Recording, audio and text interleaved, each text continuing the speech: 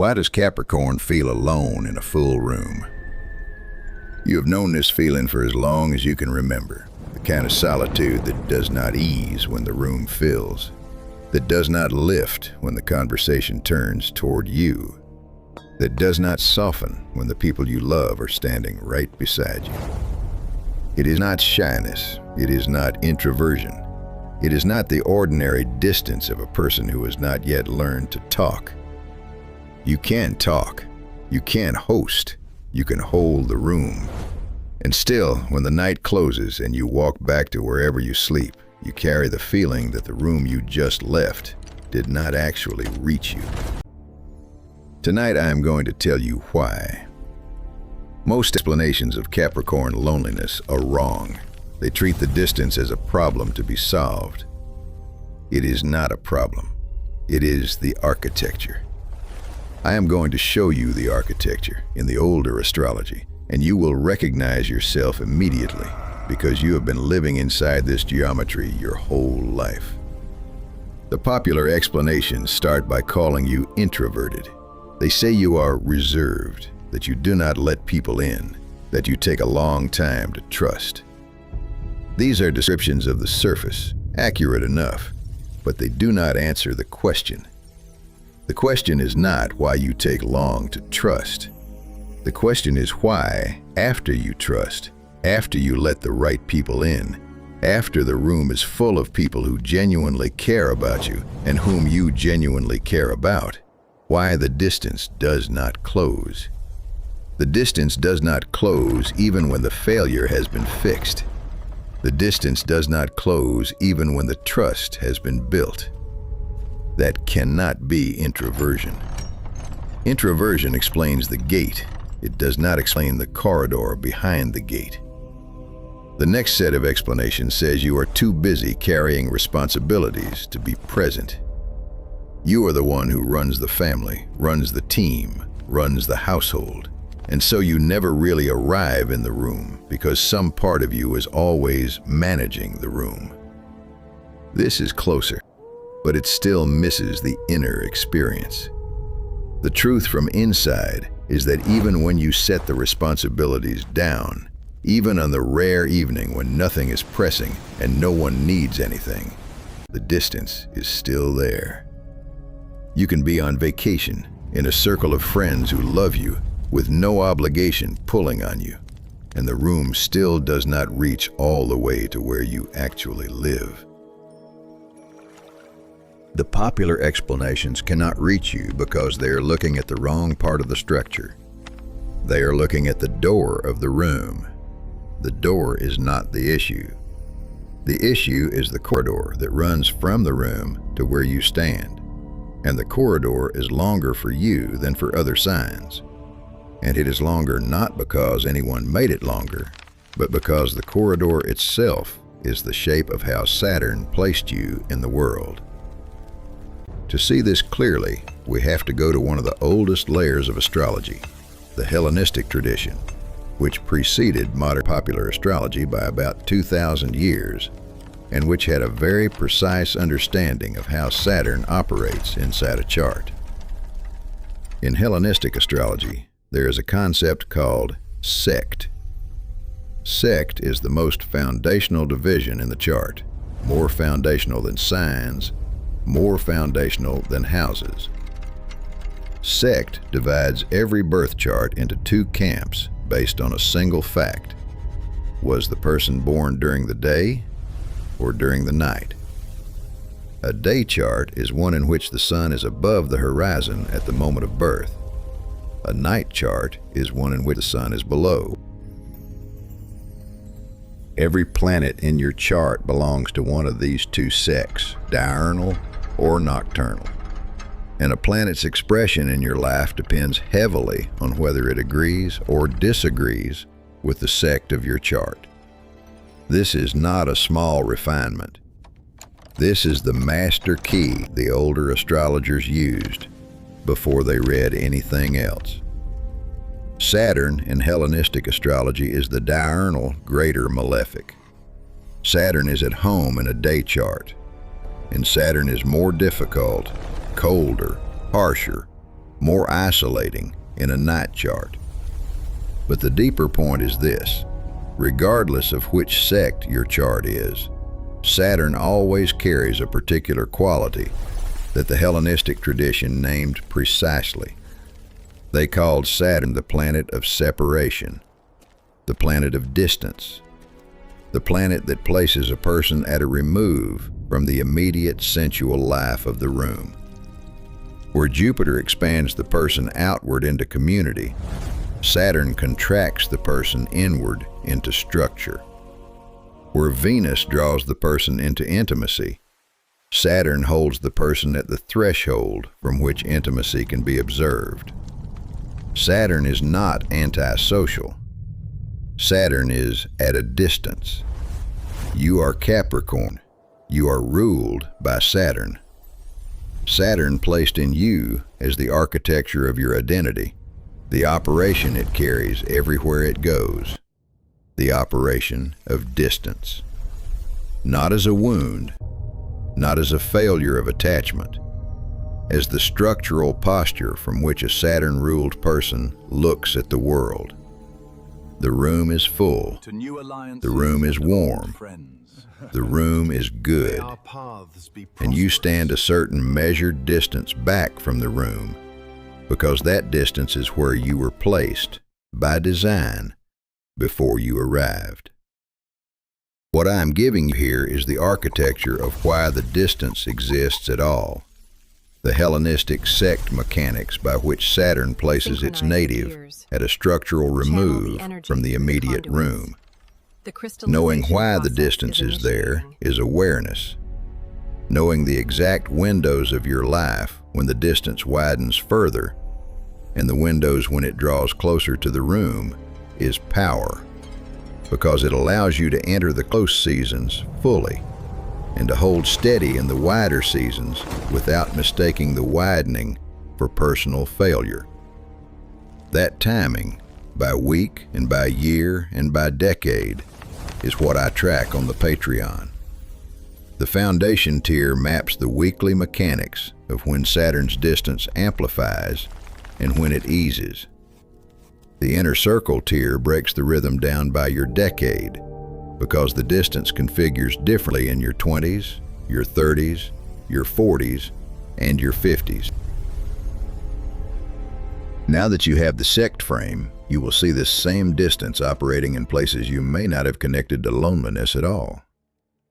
You will see it in the way you can be at a celebration, a wedding, a holiday gathering, a birthday, and feel that you are watching the celebration rather than inside it.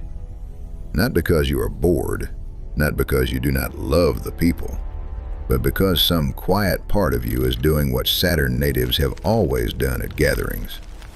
Observing the structure, registering who is carrying what, noticing the small adjustments the room makes to stay in balance. The observation is automatic. You did not choose to become the one who watches. The watching is the position from which Saturn always reads a room. You will see it in the way certain conversations feel impossible to have, even with people you trust. You can talk about facts. You can talk about logistics. You can listen at length while someone else talks about themselves. But when the conversation turns toward the inside of your own structure, toward what you actually carry, what you actually fear, what you actually know about how the world works, you find that the words available to the conversation cannot transport the thing you would need to say. The distance is not made of secrets. The distance is made of the structural fact that what you carry has not been translated into common language. You will see it in the way you can love someone deeply and still register in some quiet undercurrent that they do not fully know you.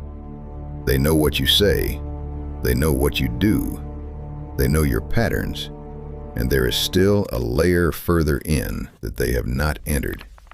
Not because you are hiding it, but because the layer is in a place the ordinary corridor of relationship does not reach.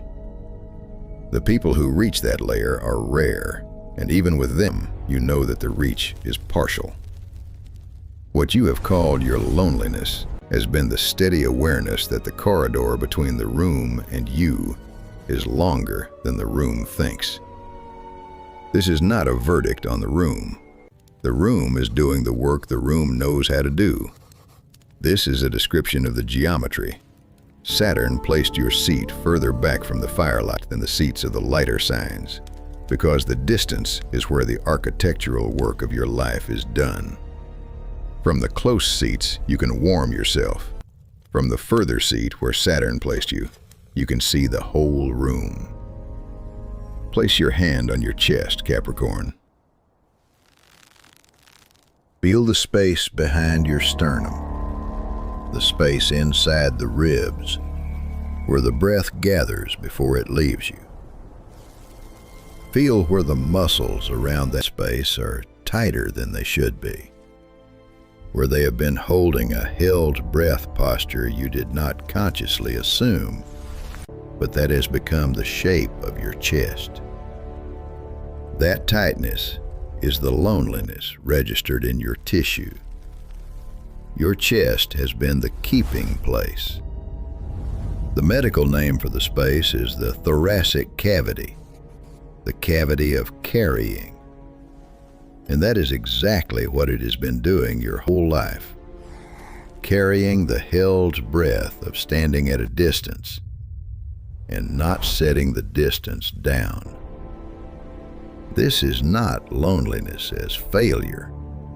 This is endurance as design, the load-bearing solitude of a body that was assembled to hold the further seat in any room it remained in long enough. The years you spent feeling alone in rooms that were full were the years your chest was carrying the structural distance that nobody else in the room had named. You have been at the further seat since long before you had any language for it. The language, when it arrives, is simply the chest admitting in words what the chest has been doing in geometry for a long time. The loneliness is not the problem. The loneliness is the form your structural position takes in any room that has people in it. What your chest has been carrying, your language has merely caught up to. So now you carry this frame with you, and you see the same architecture wherever you go. You stop reading the distance as a thing you failed to close. You stop apologizing silently for not arriving all the way into rooms that could not have reached you in the first place. You honor the closer seats with the people who genuinely come further down the corridor than most. And you also stop demanding that everyone else make a journey their construction did not equip them to make. The honoring is what allows the steadiness to be honest rather than wounded. And you begin to recognize the further seat in every room you enter before the loneliness arrives. You see it at the dinner table, in the meeting, at the family gathering, at the party where you barely know anyone. The further seat is always there. It is the seat you occupy by Saturn's design. And from now on, you will know it on sight, not as a verdict on the room, not as a failure of belonging, but as the structural position from which your particular life is meant to be lived. The corridor was always this length. You were simply the only one who had been measuring it. From now on, you measure it with knowledge instead of with shame. You now understand who Saturn made you to be in any room you enter. The Patreon shows you when the distance widens and when it draws closer for you specifically. The months of your year when the further seat feels furthest. The months when the corridor shortens and the room arrives closer than usual. The seasons when even your considerable structural solitude is being tested by transits to your particular chart. The architecture is yours forever. The timing I track on Patreon, week by week and decade by decade. You did not feel alone in a full room because something failed. You felt alone in a full room because Saturn placed your seat further back. And the further seat is the seat from which the whole room can be seen. And the seat has been yours since before you arrived. Now, when you enter any room at all, you will recognize the further seat before you sit down. The architecture appears wherever you look for it. The loneliness was never the wound. The loneliness was the lens. Master Alistair, only Capricorn, only depth.